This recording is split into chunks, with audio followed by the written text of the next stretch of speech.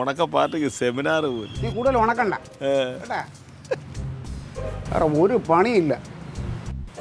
അല്ല അതന്നെ ഞാൻ ചോദിക്കണത്. ഞാൻ അന്തസ്സായിട്ട് പണി ജോലിക്ക് പോയി ജീവിക്കുന്നവരാണ്. അന്തസ്സായിട്ടൊരു ജോലി ജീവിക്കുന്നവരാണ്. ആ ജോലിയുടെ അന്തസ്സ് കളയണ നീ ഒറ്റ ബാക്കിയുള്ളവർക്കുടെ പേര് ദോഷം ഉണ്ടാക്കാനായിട്ട്.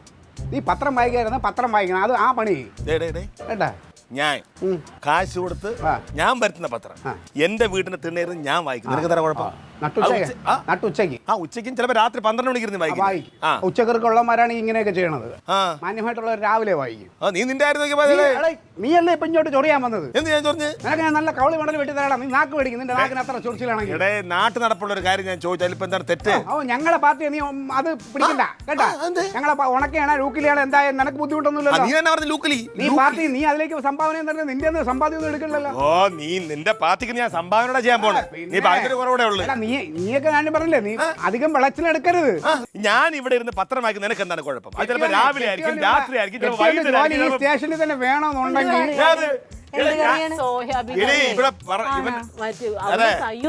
വെച്ചപ്പോ മുതൽ ചോദിക്കണതാ. അധികം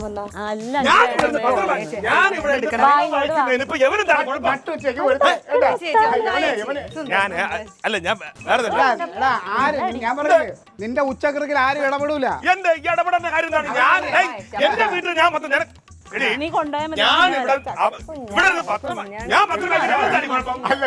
നോക്ക് ഇവിടുത്തെ ഉച്ചയ്ക്ക് പത്രം നീ പറയണത് കുഴപ്പമില്ല. നീ നിന്റെ കാര്യം നോക്ക്. എന്റെ പാർട്ടിയെ കുറിച്ച് പറയണ്ട. വേറെ അല്ല പറയണ അല്ല